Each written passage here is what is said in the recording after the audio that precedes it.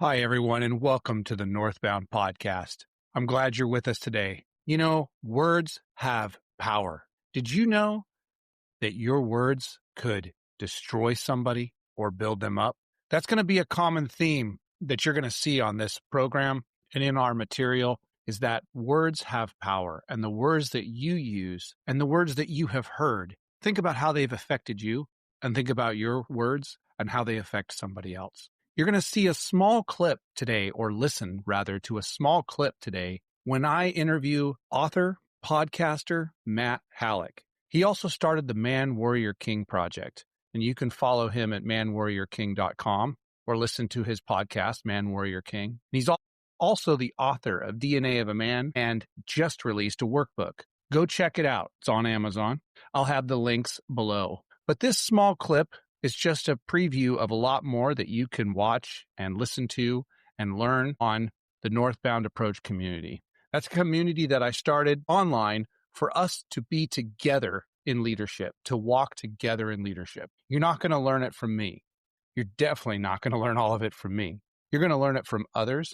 You're going to learn it from experiences, from failures and successes. So I'd love it if you came and joined us and walked with us. All right. I hope you enjoy this podcast episode. You're going to hear a lot more about the power of words. Thanks, guys.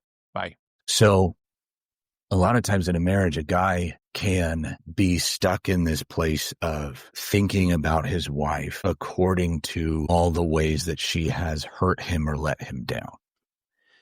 And he can begin to form opinions about her based on her performance. Some of those opinions probably fairly legitimate and understandable. And it doesn't even mean that performance, like maybe some performance from her needs to change. It doesn't even mean that it's like all fine. But when I begin to form my opinion about her based on her performance, and I begin to mentally label her as according to how she's let me down, then I'm actually planting seeds with those words of who she's going to continue to be.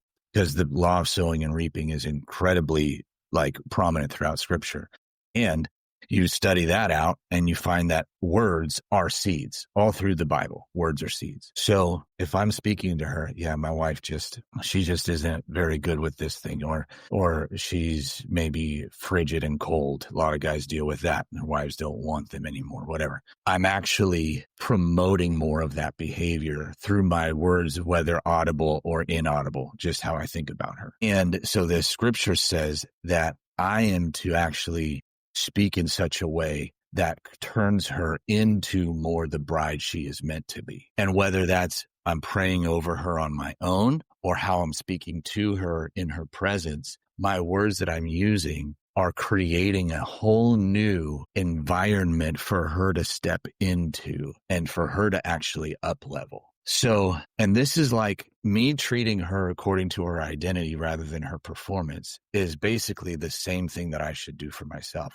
I need to embrace what God says about me, not how I feel about myself based on how poorly I've done. So it's just doing for her the same that I need to do for myself in order to grow. That, in my opinion, can create such a healthy work environment. If you're working with a bunch of guys, of course, or women, right, whoever, but of course, sometimes their performance is lacking and it needs to be addressed. But if I'm addressing poor performance from a position of, hey, you're just a big screw up, quit being a screw up, probably not going to be that effective in getting that person to change. But if I'm addressing poor performance from, hey, buddy, like what I see in you is incredible. I see incredible potential. You are this, and this, all good things. What you've been doing in this department over here doesn't measure up to who you actually are. Let's talk about that because I know you're capable of more. So I feel like looking at people through their identity is a way of elevating everybody, honestly. Does that make sense? Dude, it makes perfect sense. And you said a couple things that we need to get back to because you said a lot there. And that's really, really good stuff because when you're talking about identity and you're talking about seeing their value, not necessarily the value that they or you assign to them, but really their God assigned value. and Yeah. you see them as somebody that God designed for incredible things. And then which is powerful, and I love it. And then you're talking about words being very powerful as well. And that is a very, very important fact for the workplace as well as a marriage, which I'm glad you brought that up. And I'll tell you, that's obviously something that we don't get right much of the time. Myself, I'm one of the biggest problems, or that's one of my biggest problems is just words. And I haven't always seen how much words matter. And when you say words are seeds and they grow into a thorn or a thistle, or they grow into a beautiful plant. I mean, you're absolutely correct in saying that. And I'm really glad you brought that up. And again, this is coming from a place where I've messed that up many, many times. But you're right. When you're talking about qualities in a marriage that you think translate directly to leadership at work, that's a great one. So thank you. Because you're right, at work, when you're giving feedback, and just like you said, I see potential here, and potential can be kind of a constructive feedback term because you're like saying, hey, you're not there yet. But when you tell someone what I see this great potential here, and you would be so good at this, or you would bring so much value to this project that we're working on, that is building them into, it's just building them up, encouraging, empowering them. So I'm really glad you said that. That's really good. Thank you. Yeah. Well, yeah, absolutely. And, like I think about, not this isn't marriage as much, but with our girls, both Corey and I would talk to them like, hey, you just did this, and this, and that's not at all who you are. And we made it a point to try to ingrain in them your behavior is different from your worth and your value. And so, like at work, right? Like I mean, even the same kind of thing. This type of, I don't know, you're always slacking off, you're always late, whatever. That's not the kind of man that you are. So why are you engaging in that? Because you're so much different than that. You're so much better. We've just seen that work so well with our girls, helping to instill in them like, okay, I don't take on shame because I did something wrong, because dad's telling me that this isn't actually me, that he's still telling me that I'm actually really good and everything like that. Like, man, like to the point about words being seeds, like people they just become what you say they are. They just do. We become what we say we are. Proverbs says it, as a man thinks in his heart, that's how he is. That's how he'll become. So I think we would do really well to understand that whether we like it or not, whether we believe it or not, we were given authority from the beginning. And that authority means that what we say goes. And the words that we speak are like decrees. And that's why we got to be careful. For good and bad, right? Yeah, totally. Yeah. Exactly. There are implications and consequences to what we say. And yeah, I was thinking of several instances in the Air Force of just some stuff you were saying about. One thing I found was when you had someone that was messing up, if you will, you brought that up as far as, hey, there's some correction that needs to take place. There were multiple times where, and this was a perfect example because you said they weren't showing up on time. I think there was one in particular that I'm thinking of right now where this individual was not showing up on a regular basis.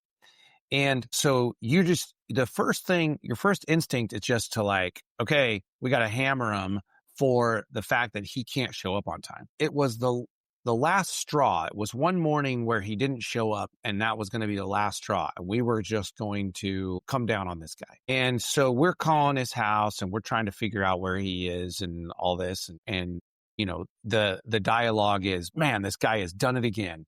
What a dirtbag. This guy can't do anything right, blah, blah, blah. Okay. Well, we got a call from the hospital. He had checked himself in because he was struggling with alcoholism. And so he knew that if he went into work, bottom line, he checked him in. He checked himself into a rehab facility at the hospital there, or here in Omaha. And so we got word that he was there, and it was like, this dude has been late to work because of something that's essentially it's worse, I guess, or the problem is worse, but and myself included, because I was in a leadership position at that time, and this individual was part of my team. I should have been asking some of those questions, not necessarily, are you an alcoholic from the beginning, but just like, hey, you have been late, and I'd like to ask you what is going on in your life, and how, what are some things that are you struggling with some things? What has caused you to be late at work, instead of just hammering someone for you do need to be on time, but more often than not, there are other factors at play to why you're struggling to meet the standards. And so in this case, and that guy got the help he needed, and we got him back on track. But it was a little bit of a wake up call to me, to some others in the team, to be like, hey, we should have been more involved in this guy's life. It's the same thing with children in the home. I know we're talking about marriage, and I guess it could play in with marriage too, depending on just the maturity, I guess, of each of the two of you. But yeah, when we're talking about kids, that happens a lot, where there are other factors at play for why they may be acting out in certain ways. Yeah. And asking those questions, being involved in their life, and speaking positive words into them is very, very important. Yeah. So that's also great that you brought that up, Matt. Well, hey, Northbound, you just listened to a small clip of a larger video and recording that Matt and I did together. If you want to watch the whole thing, listen to the whole thing, talk to either one of us, come join our community. All you got to do is reach out directly to me at chris@go-northbound.com, or go to the website go-northbound.com and click on join the community. I'll get you access and you're in. It's that simple. We'd love to have you. Okay, lead boldly, humbly, and confidently, knowing you were created for this.